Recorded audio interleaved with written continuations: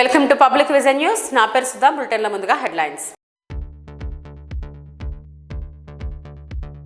అంతర్జాతీయ యోగా దినోత్సవాన్ని పురస్కరించుకొని మైసూరులో నిర్వహించిన కార్యక్రమంలో ప్రధాని నరేంద్ర మోడీ పాల్గొని యోగాసనాలు వేశారు.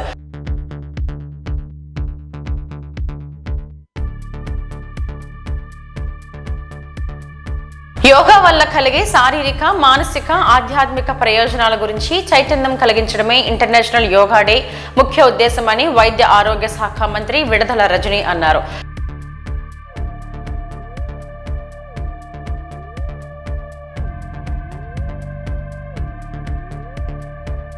ప్రజల ఆరోగ్యానికి, మనశ్శాంతికి, ఏకాగ్రతకు ఎంతగానో యోగా దినోత్సవాన్ని ఏపీలో ఘనంగా నిర్వహిస్తున్నారు.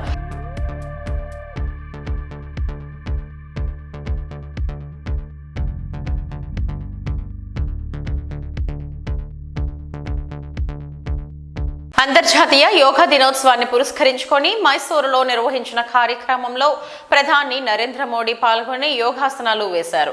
అనంతరం ఆయన మాట్లాడుతూ యోగా ఏ ఒక్కరికో చెందినది కాదని, అది అందరిది అని పేర్కొన్నారు. యోగాభ్యాసంతో క్రమశిక్షణ, ఏకాగ్రత అలవడతాయని అన్నారు. యోగాను గుర్తించిన ఐక్యరాజ్య సమితి సహా ప్రపంచ దేశాలకు ఈ సందర్భంగా మోదీ ధన్యవాదాలు తెలియజేశారు. కొన్ని నిమిషాల పాటు చేసే ధ్యానం మనల్ని ఉత్తేజనల్ని చేస్తుందన్న మోదీ, ఆరోగ్యం, సంతోషం, శాంతికి యోగా దినోత్సవం సూచిక అని అన్నారు. సమాజంలో శాంతిని నెలకొల్పి సమస్యల పరిష్కారానికి యోగా దోహదం చేస్తుందని అన్నారు. మానవ జీవన విధానానికి మార్గంగా నిలిచే యోగా సందేశాన్ని సకల మానవాళికి చేరవేయాలని మోదీ ఈ సందర్భంగా పిలుపునిచ్చారు. శ్రీ యుద్ధవీర్ కృష్ణదత్త, చామరాజా వాడియార్ जी, राजमाता प्रमोदा देवी, मंत्री श्री सर्बानंद सोनोवाल जी, देश और विश्व भर के सभी लोगों को 8वें अंतर्राष्ट्रीय योग दिवस की हार्दिक शुभकामनाएं।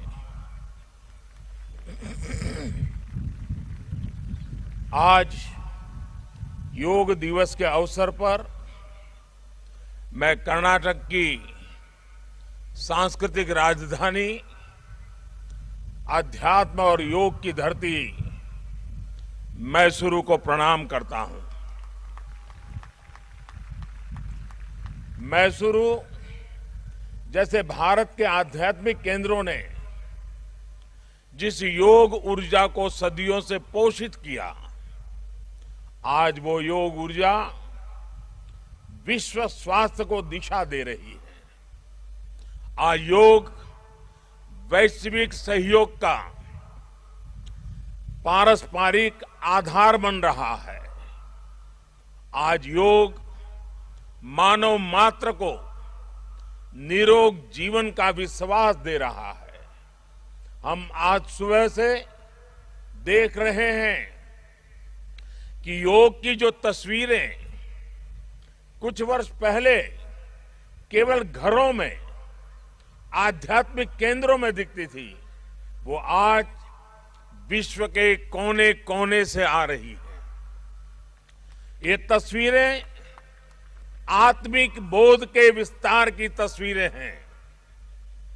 ये तस्वीरें एक सहज, स्वाभाविक और साझी मानवीय चेतना की तस्वीरें हैं।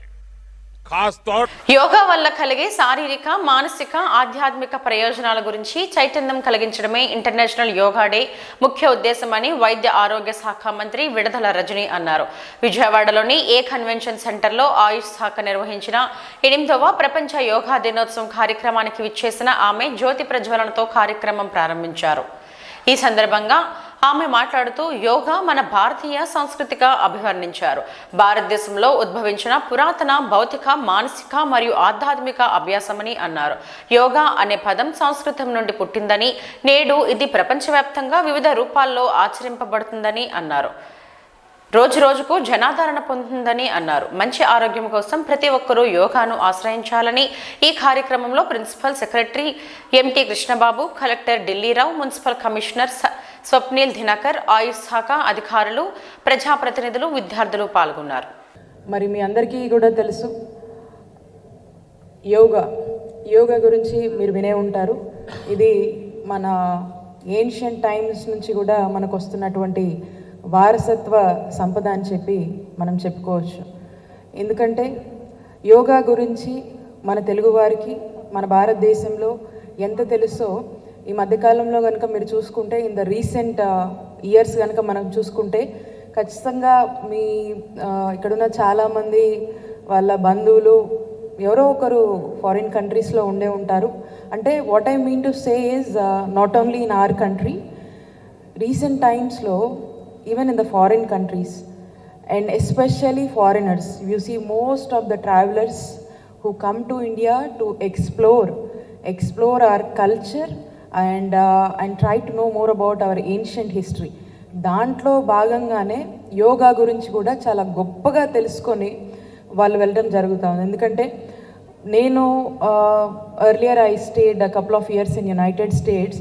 నేనున్నప్పుడు ఎప్పుడన్నా కొంతమంది ఫారినర్స్ మా ఫ్రెండ్స్ ఎవరితో అన్నా ఇంటరాక్ట్ అయినప్పుడు, ఏదైనా కొంత ట్రిప్స్కి వెళ్ళినప్పుడు వేర్ యూ ఫ్రమ్ అన్నప్పుడు ఐఎమ్ ఫ్రమ్ ఇండియా అని మనం చెప్పినప్పుడు వాళ్ళు ఇండియా అనగానే వాళ్ళు కొన్ని ప్రామినెంట్ సిగ్నిఫికెన్స్ ప్లేసెస్ గురించి అలా డిస్కస్ చేస్తూ ఉంటారు.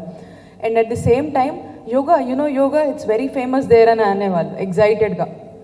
సో అంటే మన కంట్రీకి వచ్చి మన కల్చర్ గురించి తెలుసుకొని first all women and me being a women and all women what they speak about is our dress code sorry.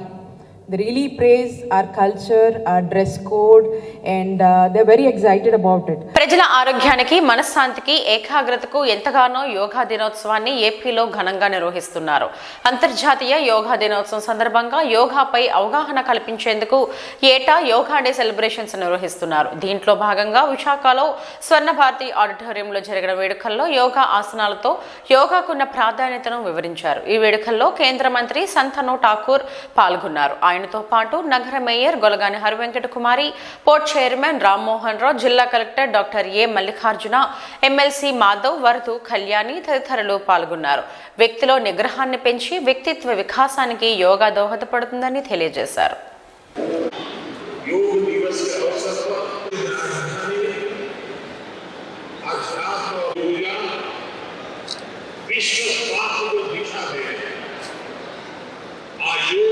और सामाजिक मानवीय चेतना की तस्वीरें महामारी का सामना वीर महावीर की सीमाओं में 75 ऐतिहासिक काम पर योग कर रहे हैं। दोस्तों सांस लेने के relax the whole body, relax, chant Om or Om.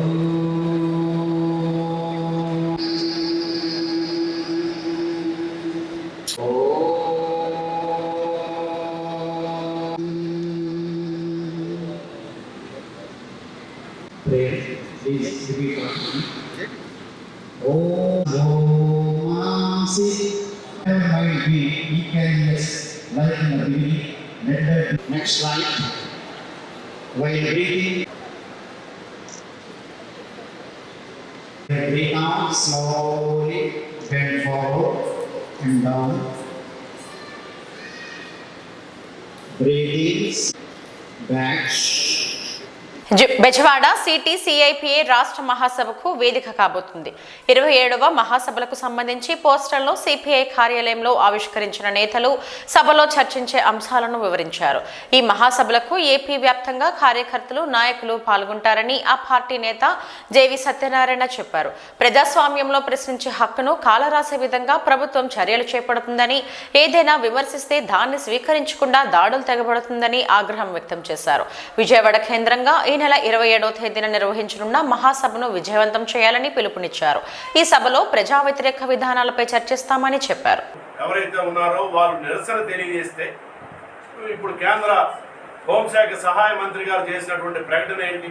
లేదు వాళ్ళకి మేము అన్ని రకాల శిక్షణ ఇస్తాము, వాళ్ళు బయటకు వచ్చిన తర్వాత 4 సంవత్సరాల తర్వాత బట్టలు ఉతకడం, లేకపోతే క్షుర వృత్తి, ఇటువంటి వృత్తుల్లో వాళ్ళు సెటిల్ కావచ్చు అని చెప్పని మాట్లాడడం కానివ్వండి. మరో బీజేపీ నాయకుడు వీళ్ళందరినీ మా బీజేపీ కార్యాలయం ముందు మేము సెక్యూరిటీ గార్డుగా పెట్టుకుంటామని చెప్పని చెప్తా ఉన్నారు. అంటే రక్షణ శాఖలో 4 సంవత్సరాలు పనిచేసిన తర్వాత అంతకన్నా మించి వాళ్ళకి ఇంకే నైపుణ్యం రాదు, వాళ్ళు జీవితాలు అలాగే ఉంటాయని చెప్పకనే చెప్తున్నటువంటి పద్ధతుల్లో వారి యొక్క ప్రకటనలు ఉన్నాయి. మరో పక్కన ఇప్పుడు ఈ నిరసన వచ్చిన తర్వాత దేశవ్యాప్తంగా వివిధ ప్రభుత్వ రంగ సంస్థల్లోనే పారామిలిటరీ దళాల్లోనూ వీళ్ళందరినీ పెట్టుకుంటారని చెప్పి అంటున్నారు.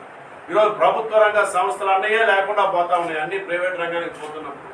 నిన్న ఒక ట్వీట్లో ఆనంద్ మహేంద్ర ఒక మాట చెప్పాడు, మేము నిజంగా మా సంస్థలోకి వీళ్ళందరినీ తీసుకుంటాం, 4 సంవత్సరాలు అయిన తర్వాత అంతటి క్రమశిక్షణ నైపుణ్యం వాళ్ళకు ఉంటాయని చెప్పని మాట్లాడితే దానికి ప్రతిగా చాలా మంది గాజువాక కనితి రోడ్డులో గల నిర్గుణానంద శాంతి యోగ సత్యంగ ప్రాంగణంలో 8వ అంతర్జాతీయ యోగా దినోత్సవం సందర్భంగా యోగా గురువులు సుబ్బారావుని గాజువాక వాసవి క్లబ్ అధ్యక్షులు వరదా కృష్ణ సాలువాతో సత్కరించి ఆయనకు అభినందనలు తెలియజేశారు. ఈ సందర్భంగా వరదా కృష్ణ మాట్లాడుతూ వాసవి క్లబ్ ఇంటర్నేషనల్ ఆదేశాల మేరకు యోగా దినోత్సవం సందర్భంగా కార్యక్రమాలు చేపట్టాలని సూచించారు. అందువల్ల ఈ రోజు ఈ కార్యక్రమం చేపట్టామని వారన్నారు. అలాగే యోగా కొన్ని నిమిషాల పాటు ధ్యానం చేస్తే మనం ఉత్సాహంగా ఉంటామని చెప్పారు. యోగా దినోత్సవం ఆరోగ్యం, సంతోషం, శాంతికి సూచన అని ఆయన తెలిపారు. యోగా అనేది ఏ ఒక్కరికో చెందినది కాదని ఇది అందరి అని చెప్పారు. యోగా సాధన చేస్తే ఏకాగ్రత, క్రమశిక్షణ అలవడతాయని తెలిపారు.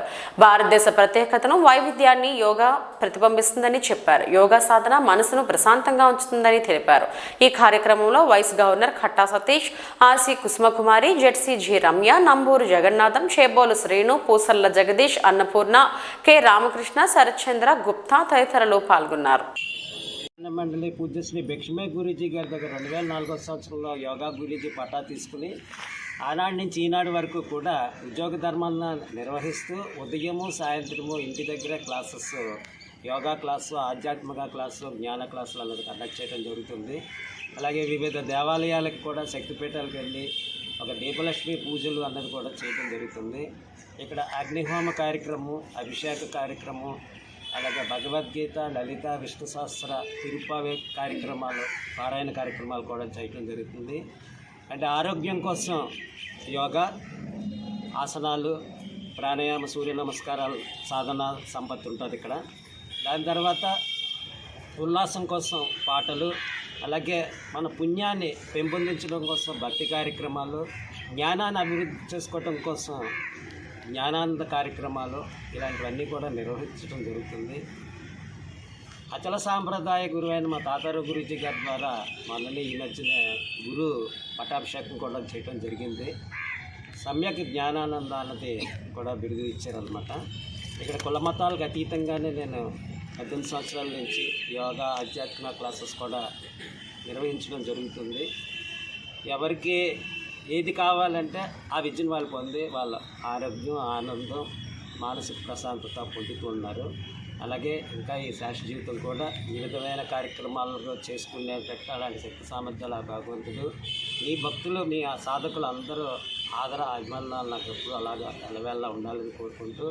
అంతర్జాతీయ యోగా దినోత్సవం సందర్భంగా జూన్ 21న జిల్లా ఎస్పీ శ్రీమతి ఎం దీపిక ఐపీఎస్ ఆదేశాలతో యోగా శిక్షకులు శ్రీ సింహాచలం ఆధ్వర్యంలో యోగా శిక్షణ నిర్వహించగా పెద్ద సంఖ్యలో పోలీస్ అధికారులు, సిబ్బంది పాల్గొన్నారు.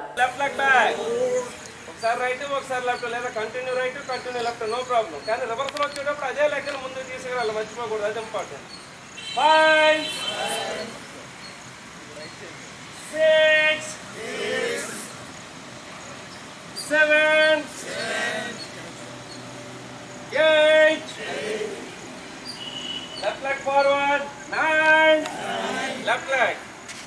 ఇందాక లెఫ్ట్ తీసాం కదా, ఇప్పుడు అదే లెఫ్ట్ లెగ్ రావాలి. 10, 11, 12. Very good sir. మూడోసారి చిన్న పెట్టాలి సార్. ఇక్కడ మీరు గమనించాలా, మోకాల దగ్గర నుంచి చెస్ట్ వరకు బాడీ పూర్తిగా పైకి లేసి ఉంటుంది, సీటు పైకి లేపు ఉంచాలా. దీన్ని అష్టాంగ నమస్కారము లేదా సాష్టాంగ నమస్కారం అంటాం. అష్టాంగాలు గుర్తుపెట్టుకోండి, 2 పాదాలు, 2 చేతులు, 2 మోకాలు, 6 అయ్యే, చెస్ట్ చిన్న 8 భాగాలు భూములు ఉంటాయి కనుక అష్టాంగ నమస్కారం. ఉచ్ఛ్వాసలు నార్మల్గా 1-2 సార్లు తీసుకొని విడిచిపెడుతూ ఉండాలి. 6 కౌంట్. చూడండి, లాగుతున్నట్టుగా పైకి గుంజేటట్టుగా పైకి లాగాలి. స్ట్రెచ్, ఇంకా స్లోలీ డౌన్.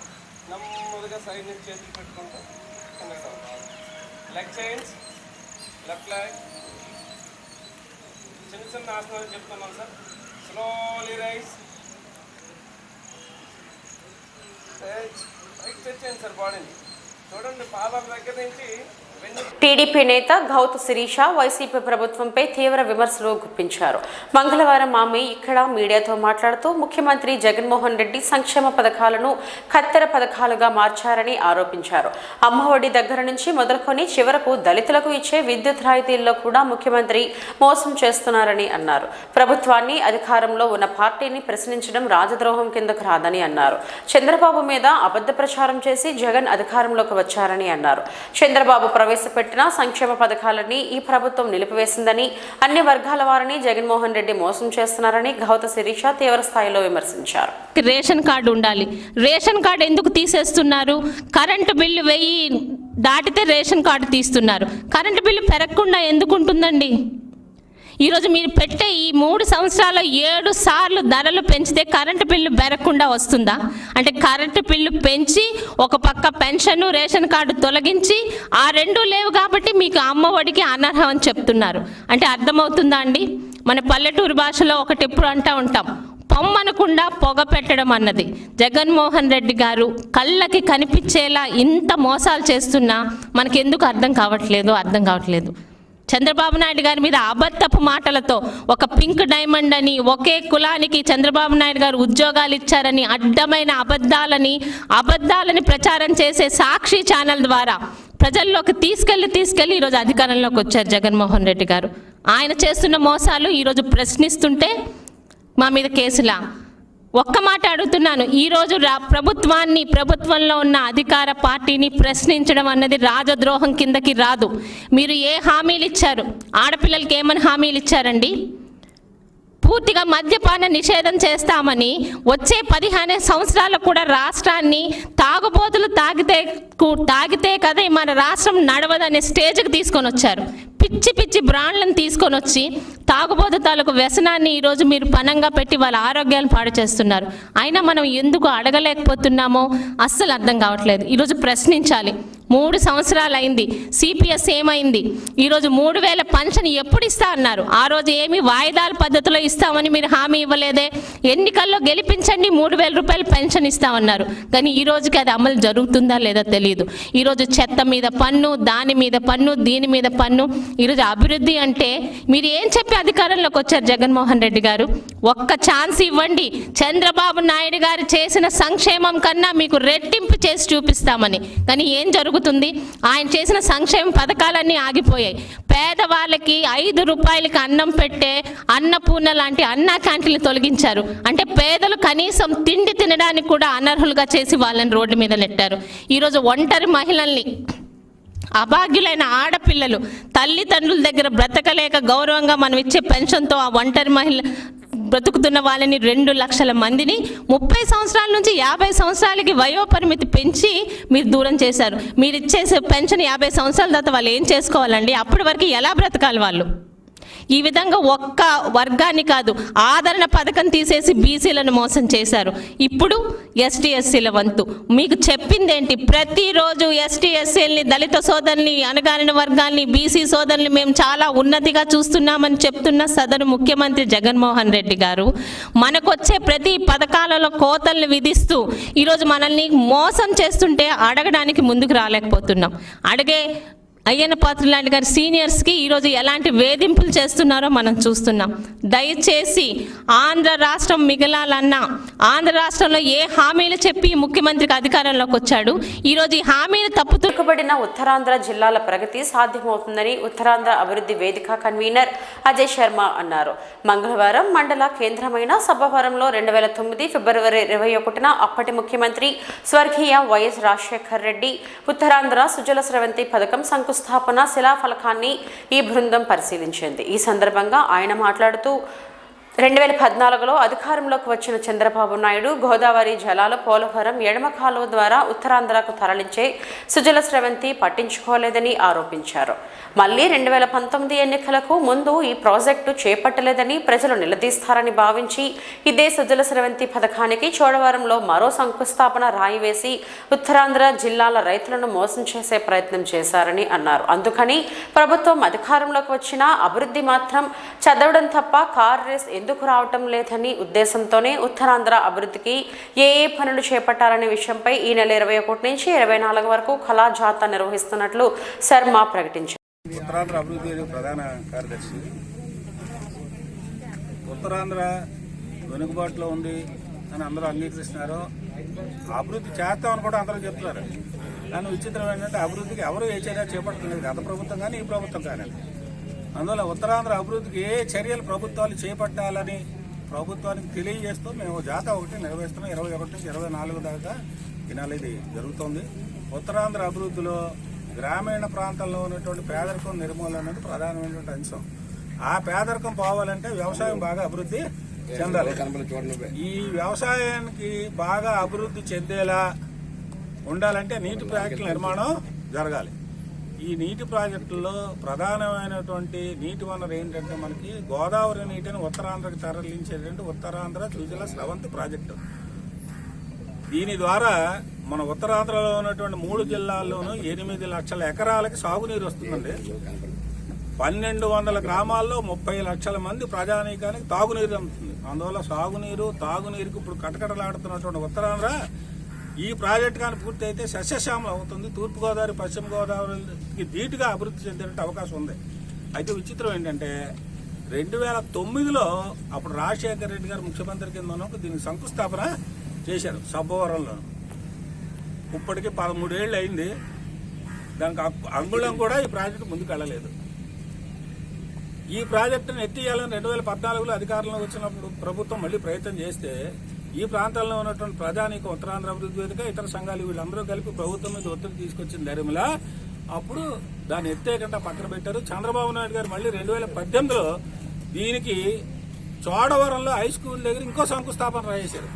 ఇప్పుడు మిగిలింది ఏంటంటే 2 శంకుస్థాపన రాళ్ళు మిగిలి తప్పించి ప్రాజెక్టు మాత్రం ఏమీ పూర్తి అవ్వలేదు. ఎందుకు ఉత్తరాంధ్ర అంటే అంత నిర్లక్ష్యం మేము అడుగుతున్నాం.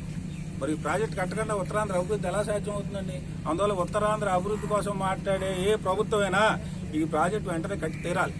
కట్టకపోతే మాత్రం వీళ్ళకి ఉత్తరాంధ్ర అంటే చిత్తశుద్ధి లేదు అని ఖచ్చితంగా ప్రజలందరూ భావించవలసి వస్తుందని ఈ సందర్భంగా తెలియజేస్తున్నాం. మా ఉత్తరాంధ్ర అభివృద్ధి జాతా యొక్క లక్ష్యం కూడా ఏంటంటే ఇప్పుడు మేము ఈ వార్తలు ఇంతటితో సమాప్తం. తిరిగి తాజా బులెటిన్లో మళ్ళీ కలుద్దాం. అంతవరకు సెలవు. నమస్కారం.